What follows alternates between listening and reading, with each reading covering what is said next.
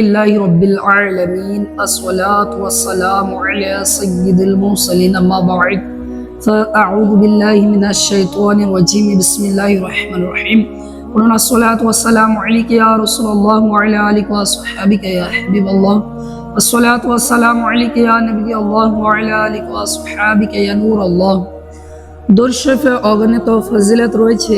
প্রিয় নবী রাসূল আরবি সাল্লাল্লাহু আলাইহি ওয়াসাল্লাম ইরশাদ করেন, হে লোকেরা, নিশ্চয় কিয়ামতের দিনের ভয়াবহতা ওই হিসাব নিকাশ থেকে দ্রুত মুক্তিপ্রাপ্ত ব্যক্তি সে হবে যে তোমাদের মধ্যে আমার প্রতি অধিক হারে দরুদ শরীফ পাঠ করবে। সাল্লু আলাল হাবিব সাল্লাল্লাহু তাআলা আলা মুহাম্মদ সাল্লাল্লাহু তাআলা আলাইহি ওয়াসাল্লাম। প্রিয় ইসলামী ভাইরা, ইসলামী সালের প্রথম মাস হলো মুহররম। এই মুবারক মাসের সম্মানের কারণে একে মুহররম নাম দেওয়া হয়েছে। আল্লাহ পাক ইসলামী সাল মুহররমুল হারামের বরকতময় মাস দ্বারা শুরু করেছেন এবং আমাদেরকে এতে প্রতিদান ও সওয়াব আর কল্যাণ ও বরকতের অসংখ্য সুযোগ দান করেছেন।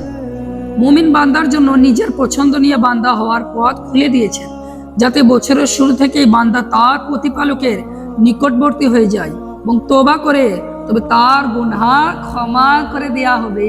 সুবহানাল্লাহ।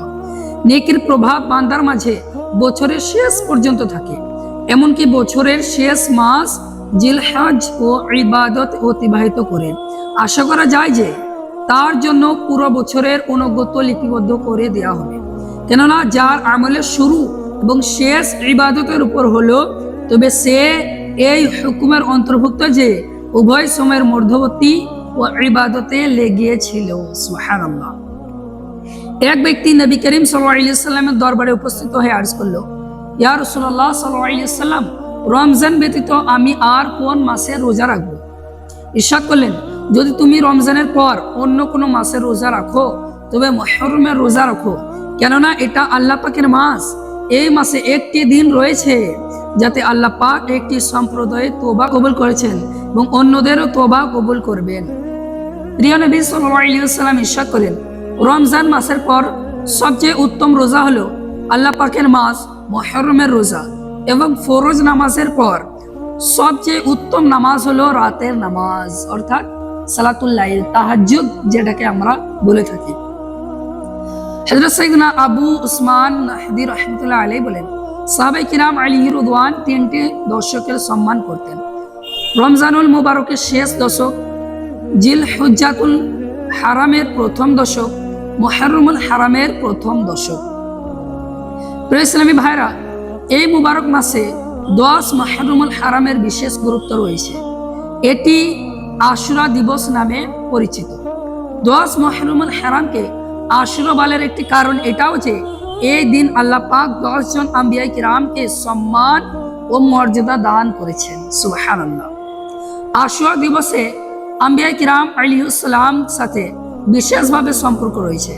আশুরা দিবসে হযরত সাইয়েদনা মুসা কালিমুল্লাহ আলাইহিস সালামকে সাহায্য দান করা হয়েছিল এবং ফিরাউন ও তার অনুসারীরা এই দিন ধ্বংস হয়েছিল।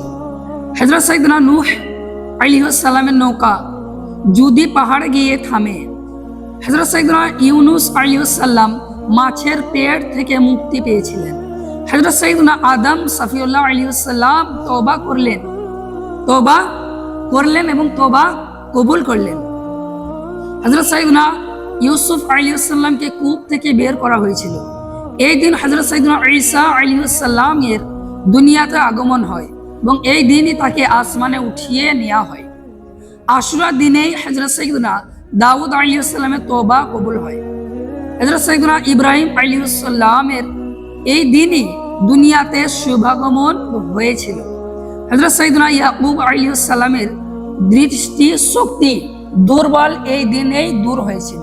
হযরত সাইয়েদনা ইদ্রিস আলাইহিস সালামকে আসমানে উঠিয়ে নেওয়া হয়। এই দিনেই আল্লাহ পাক হযরত আইয়ুব আলাইহিস সালামের পরীক্ষা দূর করেন।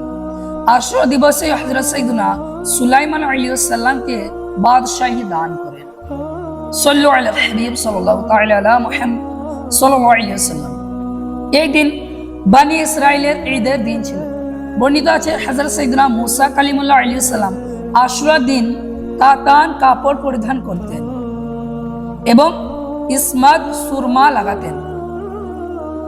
জাহিলিয়াতের যুগে কুরাইশরা আশুরার দিনে রোজা রাখতো। নবী করিম সাল্লাল্লাহু আলাইহি ওয়াসাল্লাম এই দিনে রোজা রাখতেন। এই দিনে কাবা শরীফের গিলাফ পরিবর্তন করা হতো। সুবহানাল্লাহ। কাবার ও মদিনা মুনাওয়ারার অসংখ্য ইহুদি বসবাস করত। যেহেতু তারা সবাই বনি ইসরায়েলের বংশগত ছিল এবং বনি ইসরায়েলরা আশুরার দিনে ফিরআউন থেকে মুক্তি পেয়েছিল, সেহেতু এই দিন তারা ঈদ উদযাপন করত ও রোজা রাখত। যখন প্রিয় নবী সাল্লাল্লাহু আলাইহি ওয়াসাল্লাম মদিনায় পাকে তাশরীফ নিয়ে আসলেন, তখন হুজুর সাল্লাল্লাহু আলাইহি ওয়াসাল্লাম দেখলেন যে ইহুদিরাও আশুরার দিনে রোজা রাখছে। হুজুর সাল্লাল্লাহু আলাইহি ওয়াসাল্লাম জিজ্ঞাসা করলেন, আজকের দিনে রোজা কেন রেখেছো? ইহুদিরা আরজ করলো, এটি মহত্বপূর্ণ দিন। এটা ওই দিন যাতে আল্লাহ পাক বনি ইসরায়েলকে এবং হযরত মুসাকে তার শত্রু ফিরআউন থেকে মুক্তি দিয়েছেন। এই জন্য হযরত সাইয়্যিদুনা মুসা আলাইহিস সালাম কৃতজ্ঞতা স্বরূপ এই দিনে রোজা রাখতেন ও আমরাও এই দিন রোজা রাখি। হুজুর সাল্লাল্লাহু আলাইহি ওয়াসাল্লাম ইরশাদ করেন, আমরা মুসা আলাইহিস সালামের তোমাদের চেয়ে বেশি হকদার। অতএব রাসূল পাক সাল্লাল্লাহু আলাইহি ওয়াসাল্লাম এই দিন রোজা রাখলেন এবং মানুষদেরকে রোজা রাখার নির্দেশ প্রদান করলেন। প্রিয় ইসলামী ভাইরা, শুরুর দিকে আশুরার রোজা মুসলমানের উপর ফরজ ছিল। ততবার রমজান মাসের রোজার মাধ্যমে এর ফরজিয়াত রহিত হয়ে গিয়েছিল। এখন আশুরার রোজা রাখা ফরজ নয়, কিন্তু এই দিনে রোজা রাখাতে অনেক বড় সওয়াব রয়েছে। প্রিয় নবী সাল্লাল্লাহু আলাইহি ওয়াসাল্লামের দুটি বাণী আমার আল্লাহ পাকের প্রতি সুধারণে যে আশুরার রোজা 1 বছরের পূর্বের গুনাহ মিটিয়ে দেয়। সুবহানাল্লাহ। আশুরার রোজা 1 বছরের রোজার সমান। আমরা ইনশাআল্লাহুল কারীম আশুরার রোজা রাখার চেষ্টা করব। প্রিয় নবী সাল্লাল্লাহু আলাইহি ওয়াসাল্লাম ইরশাদ করেন, আশুরার দিন রোজা রাখো আর এতে ইহুদিদের বিরোধিতা করো। আশুরার দিনের পূর্বে বা পরে আরো একটি রোজা মিলিয়ে রাখো। আমরা রোজা রাখবো ইনশাআল্লাহুল কারীম, আগে এবং পরে একটা রোজা মিলিয়ে নেওয়ার চেষ্টা করব। হয়তো আশুরার দিনে একটা রেখে নিলাম, তারপরের দিন আরেকটা রেখে নিলাম, না হলে আশুরার আগের দিনে একটা রাখলাম আর আশুরার দিনে একটা রাখলাম। এরকম করে আমরা ইহুদিদের বিরোধিতা করতে পারবো, তাদের বিপরীত করব। সাহাবী ইবনে সাহাবী হযরত সাইয়্যিদুনা আব্দুল্লাহ বিন আব্বাস রাদিয়াল্লাহু তাআলা আনহু বলেন, আমি নবী করিম সাল্লাল্লাহু আলাইহি ওয়াসাল্লামকে আশুরা দিনের আর রমজান মাসের রোজা ব্যতীত অন্য কোন দিনের রোজাকে প্রাধান্য দিয়ে অন্বেষণ করতে দেখিনি। একজন আলিম সাহেবকে স্বপ্নে দেখা গেল,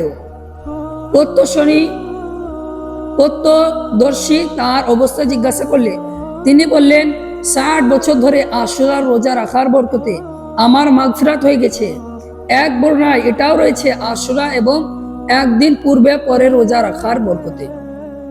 প্রিয় ইসলামী ভাইরা, আশুরা এমন একটি মুবারক দিন যা মানুষ তো মানুষ, পশু পাখি এমনকি হিংস্র প্রাণীরাও এর সম্মান করে থাকে আর এর সম্মানে রোজাও রাখে। বুজরানের দিন রহমতুল্লাহ আলাইহি কয়েকটি চোখে দেখা ঘটনাবলী, অভিজ্ঞতা ও বাণী সংগ্রহ করুন। মহান তাবেঈ বুজুর্গ হযরত সাইয়্যিদনা কায়েস বিন ইবাদ রাদিয়াল্লাহু তাআলা আনহু ইবাদ রাহমাতুল্লাহ আলাইহি বলেন, আমি এই বিষয়টি জানতে পারলাম যে হিংস্র প্রাণীরা মুহররমের 10 তারিখে রোজা রাখে। হযরত সাইয়্যিদনা ফাতাহ বিন শাখরাফ রাহমাতুল্লাহ আলাইহি বলেন, আমি প্রতিদিন পিঁপড়াদের জন্য রুটি টুকরো টুকরো করে দিতাম। যখন 10 মুহররমের দিন আসতো তখন পিঁপড়ারা তা খেত না। সুবহানাল্লাহ। হযরত আব্দুল হাসান আলী বিন উমর কুযয়ানি রাহমাতুল্লাহ আলাইহি বলেন, 10 মুহররমুল পিঁপড়েরাও রোজা রাখে। আব্বাসী খলিফা আল কাদির বিল্লাহর সাথেও এরূপ হয়েছিল। তখন তিনি খুবই আশ্চর্য হলেন। তিনি হযরত সাইয়্যিদনা আব্দুল হাসান কাজওয়াইনি রাহমাতুল্লাহ আলাইহি কে এর ব্যাপারে জিজ্ঞাসা করলেন। তিনি বললেন, 10 মুহররমের দিন পিঁপড়ারা রোজা রাখে। হযরত আল্লামা ইবনে নাসিরউদ্দিন দামেশকি রাহমাতুল্লাহ আলাইহি লিখেন, 10 মুহররমুল হারাম এক ব্যক্তি গ্রামে আসলো। লোকেরা তখন পশু জবাই করছিল। সে জিজ্ঞাসা করলো,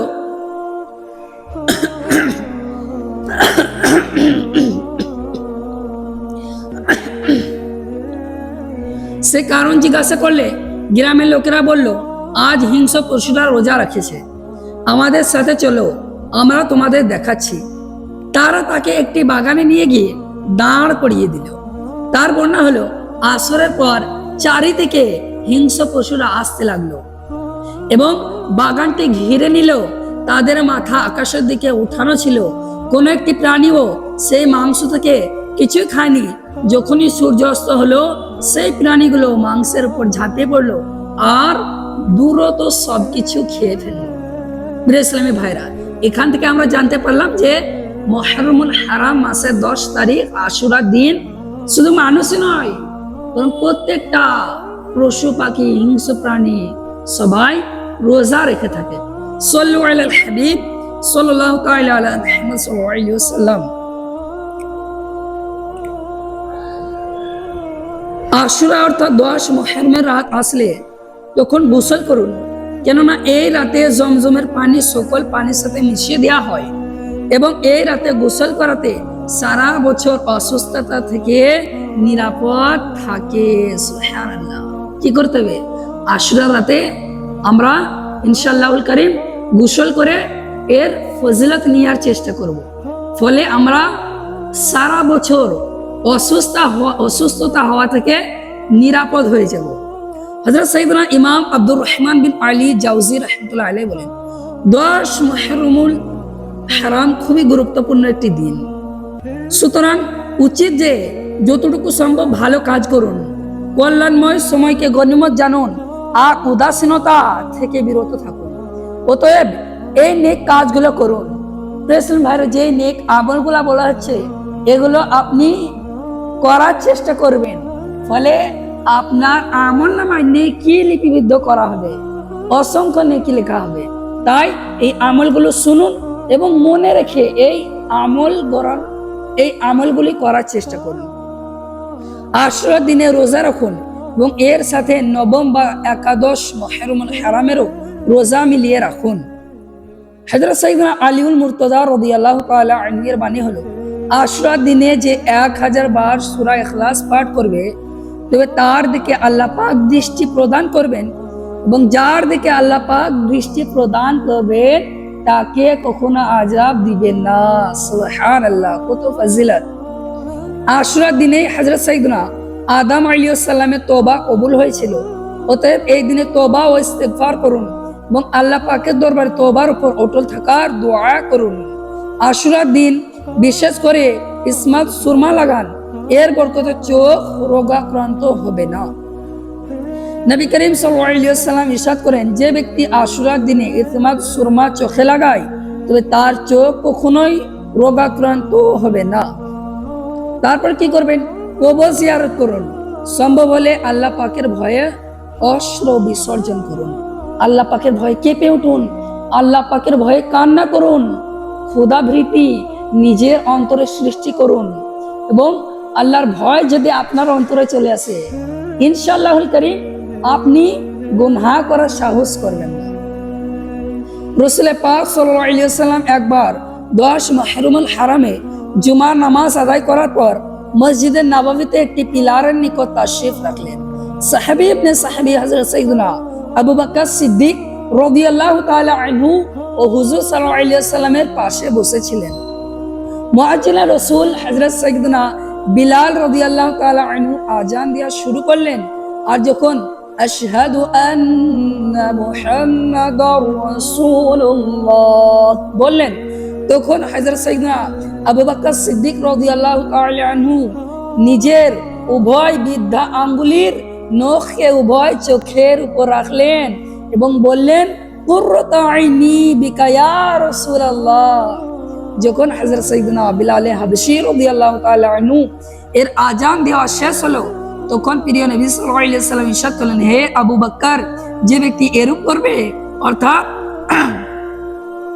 যেরূপ তুমি করেছো, আল্লাহ পাক তার পূর্ববর্তী ও পরবর্তী সকল গুনাহ ক্ষমা করে দিবেন। সুবহানাল্লাহ। আমরাও এই আমল করার চেষ্টা করব। কি করব? যখন আজানে বলবে আশহাদু আন্না মুহাম্মাদার রাসূলুল্লাহ, আমরা বলবো কুররাতু আইনি বিকা ইয়া রাসূলুল্লাহ। আমাদেরও ইনশাআল্লাহুল কারীম এর বরকত আমরাও পাবো, আমাদেরও পূর্ববর্তী পরবর্তী গুনাহ ক্ষমা করে দেওয়া হবে ইনশাআল্লাহুল কারীম। হযরত সাইয়্যিদুনা আবু বকর সিদ্দিক রাদিয়াল্লাহু তাআলা আনহু এই কর্মকে পালন করতে গিয়ে শুধু আশুরার দিন নয়, বরং যখনই মুহাম্মদ নাম শুনবেন তখনই বৃদ্ধাঙ্গুল দ্বারা চুম্বন করার অভ্যাস গড়ুন। ইনশাআল্লাহ আমরা এই আমল করবো ইনশাআল্লাহ। প্রিয় নবী সাল্লাল্লাহু আলাইহি ওয়াসাল্লাম ইরশাদ করেন, যে ব্যক্তি মুহররমের 10 তারিখে নিজের সন্তানদের জন্য ব্যয় করাকে উৎসাহিত করবে, তবে আল্লাহ পাক সারা বছর তাকে সমৃদ্ধি দান করবেন। হযরত সাইয়্যিদুনা সুফিয়ান রাহমাতুল্লাহি আলাইহি বলেন, আমি এই হাদিসে পরীক্ষা করে এমনই পেয়েছি। হাকিমুল উম্মত মুফতি আহমদ ইয়ার খান নঈমি রাহমাতুল্লাহি আলাইহি এই হাদিসের আলোকে বলেন, মুহররমের 10 তারিখে নিজের সন্তান সন্ততি, চাকর বাকর, ফকির মিসকিনের জন্য বিভিন্ন ধরনের খাবার প্রস্তুত করবে, তবে ইনশাআল্লাহ সারা বছর তাদের খাবারে বরকত হবে। মুসলমানরা আশুরার দিন হালিম খিচুড়ি রান্না করে, এর মর্ম হলো এই হাদিস শরীফ, কেননা হালিমে খিচুড়িতে সব ধরনের খাবার থাকে, গম, মাংস এবং ডাল, চাল ইত্যাদি, তবে ইনশাআল্লাহ খিচুড়ি রান্না করা ঘরে এই সকল খাবারের বরকত হবে। তিনি আরো বলেন, মনে রাখবেন আশুরার দিন নিজের রোজা রাখুন এবং সন্তানদেরকেও ফকিরদেরকে ভালোভাবে খাওয়ান। অতএব এই হাদিস আশুরার বিরোধী নয়। হে আশিকানে সাহাবা ও আহলে বাইত, মুহররমুল হারাম মাসে প্রতি বছর আমাদেরকে শুহাদায়ে কারবালা এবং বিশেষ করে রাসূলের নাতি শহীদুশ শুহাদা ইমামে আলী মাকাম হযরত সাইয়্যিদুনা ইমাম হুসাইন রাদিয়াল্লাহু তাআলা আনহু স্মরণ করিয়ে দেয়। কেননা 10 মুহররমুল হারাম 61 কেননা 10 মুহররমুল হারাম 61 হিজরিতে ইসলামের ইতিহাস সত্য ও মিথ্যার মাঝে এক মহান যুদ্ধ সংঘটিত হয়, যা কারবালার যুদ্ধ নামে স্মরণ করা হয়। এতে শুহাদায়ে কারবালা রাদিয়াল্লাহু তাআলা আনহুম দৃঢ়তা সকল হক পরিপন্থীদেরকে বাতিলের সামনে অকুত ভয় এবং প্রয়োজনে দ্বীন ইসলামের জন্য প্রাণ উৎসর্গ করার মহান শিক্ষা দিয়েছেন। যদি হযরত সাইয়্যিদুনা ইমাম হুসাইন রাদিয়াল্লাহু তাআলা আনহু ইয়াজিদের বাইত হতেন, তবে সম্পূর্ণ সৈন্যবাহিনী তার কদমের নিচে থাকতো, তাকে সম্মান করত, ধন ভান্ডারের মুখ খুলে দেওয়া হতো এবং দুনিয়ার সম্পদ তার কদমে কি হতো, বিলিয়ে দেওয়া হতো। কিন্তু তার অন্তরে দুনিয়ার ভালোবাসা শূন্য, বরং স্বয়ং দুনিয়া তার ঘরের খাদেমা হয়। এই দুনিয়ার রং রূপের প্রতি কেন বা দৃষ্টি দিবে? হযরত সাইয়্যিদুনা ইমাম হুসাইন রাদিয়াল্লাহু তাআলা আনহু দুনিয়ার আরাম আয়েশকে ছেড়ে ফেলে দিলেন এবং সত্যর পথে আসা বিপদে আনন্দ চিত্তে স্বাগত জানালেন। আর এতে বিপদ আপদের বড় কপট ইয়াজিদের ন্যায় প্রকাশ্য ফাসিক ব্যক্তির বায়েত হওয়ার খেয়াল তো নিজের পবিত্র অন্তরে আসতেই দেননি। নিজের ঘর উজাড় করা, নিজের রক্ত প্রবাহিত করতে রাজি ছিলেন, কিন্তু ইসলামের সম্মান বাঁধা আসতে দেননি, ইসলামের সম্মানে কোন বাঁধা আসতে দেননি। আল্লাহর শপথ, কারবালার ময়দানে কারবালা ওয়ালাদের ইসলামের জন্য নিজের প্রাণ উৎসর্গ করা কিয়ামত পর্যন্ত আগামত মুসলমানদের জন্য অনেক বড় শিক্ষা হয়ে থাকে।